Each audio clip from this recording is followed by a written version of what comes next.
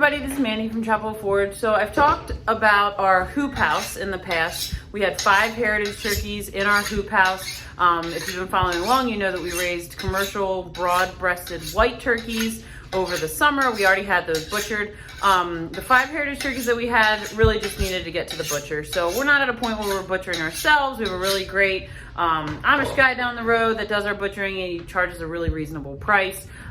We like him, he does good work, he's a nice guy, so we're happy to support him in that. So we brought these turkeys with us to Missy and Jeremy's at Homesteading Roots, and we're going to be working on them today. So the plan is that Zad is going to break this turkey down for me, and then we are going to basically just can the meat, and then Missy's gonna take the broth, take the bones and make broth, and then she's going to use that in elderberry syrup so that you can get all the benefits of the collagen and the elderberries together.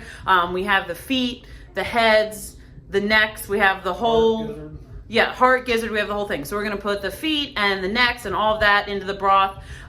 So that'll make really great broth for her to make her elderberry syrup. I have plenty of broth, so I'm happy to let her have these bones and do what she needs to do. So babe, why don't you talk a little bit about how you're breaking this down? There's a turkey neck. That's also really good with collagens if you're not wanting to eat it the way our grandparents did. You can use this to get some good collagens along with the backbone. And you know, with that whole rib cage area, that'll also give you good collagen also.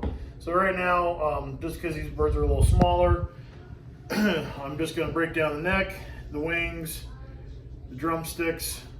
The wings, necks will probably all go with the bone broth. The drumsticks we'll probably keep, package them all together so that you can have chicken legs, turkey legs, whatever you call it. And then I'll split the bird in half, down the back, down the belly, and then we'll maybe quarter them. It's going to really depend on how the girls want it. Yeah, I think we're probably just going to can it like in chunks.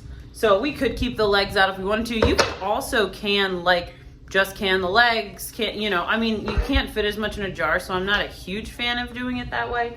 But so Zad's going to break this down and kind of just show you how this.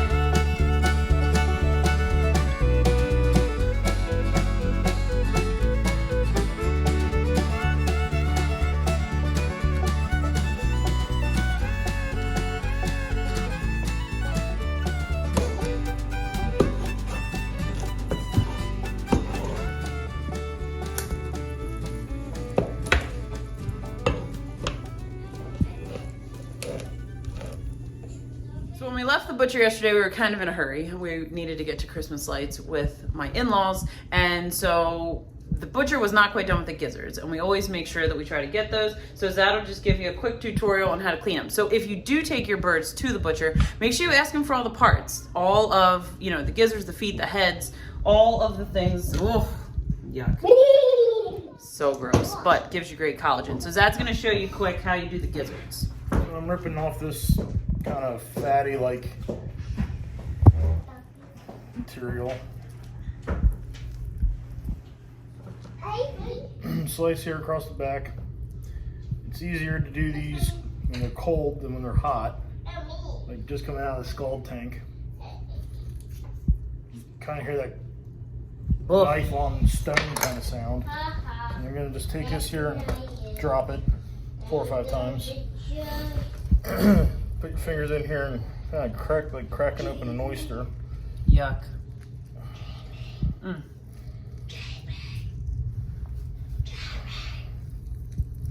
Excuse our kids in the background. There we go. So you want to separate this piece here from this piece here. You hear all that teeming, it's stones and grit that these birds eat to help digest their food. So that's the bad. This is the good. Yeah, wow, that's amazing. So that'll go in our parts bowl. And then I'll open this up just for your learning pleasure. That is amazing. So this is pretty much the stomach sac itself. This is the stomach lining. So all that is pebbles and stones they picked up in our yard, chicken run, turkey run. That's the grass. All that right there is grass. Wow. Being fed from the yard. So you can certainly just eat the giblets, like, you know, by itself. Gizzards, that's what I meant. I didn't mean giblets, I meant gizzards. You can eat the gizzards by themselves. We may just freeze dry them. That's a heart. Yeah, so there's a heart. Kidneys or liver, I think. Yeah. So a lot of those parts I usually will freeze dry. The head, like I said, the heads and the feet are gonna go in the broth. I think we're gonna smoke the legs because we already have the smoker going because they're working on making some dog bones from some beef bones that they had, Missy and Jeremy are. And then we will can the breast and, you know, whatever other meat we have from it. So literally nothing is going to waste with this project. All right, so Zad got everything split up for me. So I have a cooler here of all of my parts. We have our roaster going, which is the heads, the feet, the carcasses, like once we cut everything off and all of that. In our bus tub here, we have the meat that we're going to can. In our bowl, we have what we're gonna smoke, which is basically gonna be the wings and the drumsticks. Yeah, right? Yeah. Wings and drumsticks. And then I have a bag here. Ziploc over here, I have the hearts, livers, and gizzards. And so those I'm gonna freeze dry. I'll powder those. I have a video about how to do that, and I can link that in the description. It's really the best way, in my opinion, to get those organs into you. They're really, in my opinion, not that appealing unless they're freeze dried and sprinkled into something and I don't know that it's there. So that's what we're working on right now. We're gonna get this finished up and then we'll show you the canning process, which is super simple. All right, so we have all of our meat here. The boys helped us get that finished up. Our legs and our thighs, right? Mm-hmm. Thighs are in the fridge. So we're gonna smoke those. And basically, so I did a video before on pressure canning raw chicken, and it's really the same process. We're gonna do pints with this. I don't have as much as when I did our first batch of turkeys or when I did the chicken. So I'm just gonna put this in pints. We're gonna fill these jars up. We're gonna put half a teaspoon of salt in each jar and then top it off with hot water. So I have these jars packed. We got 13 jars of pint jars of turkey, which is great. So Zuzu, shh. So Missy's putting a half a teaspoon of salt roundaboutly. And you don't have to do salt, as I've mentioned before. Salt is optional.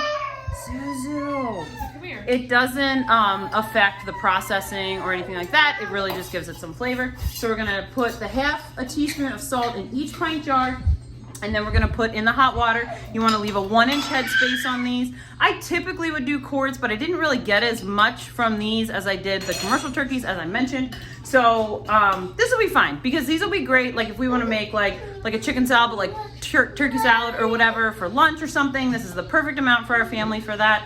Or even just like a small meal if it was gonna be a side and like we had a big salad or something. There's a lot of options that we can do with this. So I'm kind of excited. I don't have any pints of meat on the shelf, only quarts. So this will be a nice option. So we have our bone broth going. Missy's adding some salt.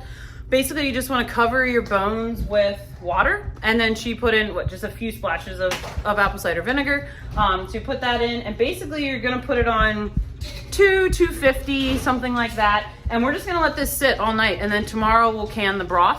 I'm not gonna show that in this video. It's just, you know, you pressure can it according to the time that the book says. So Missy's plan, like I said, is to take this broth, because it's gonna be a clear broth, unlike a beef broth, which would be like pretty strong, and use it in elderberry syrup. So the thought is that, you know, when you're sick, you want that good collagen-filled broth. So we're gonna combine that with the elderberry syrup and hopefully make like a really nice little potion. And then over here, I have the pressure canner getting ready to start. So it's gonna run for 65 minutes for pints, and then we're gonna have all those pints of turkey. So I wasn't super impressed with how my heritage turkeys grew out.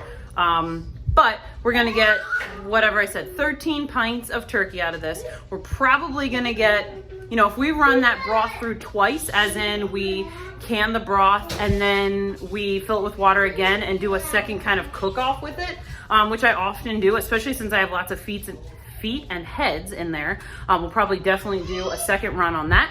So we should get 12, 14 quarts probably of broth. We'll have this, we'll have the I should have at least a freeze-dried tray's worth of organs. And then the boys are smoking the legs and the wings. So lots of preservation methods here. You know, we're talking pressure canning, freeze-drying, smoking. It's gonna, you know, no waste. That's always our goal, is to have no waste. So would I grow heritage turkeys again? I don't know, maybe. They were fun, they were cool, they were definitely different than commercial turkeys. They're a lot more wiry than our commercial turkeys. They're kind of like when you grow out meat chickens, they get like kind of fat and lazy, and the heritage turkeys are not like that at all. They're just wild.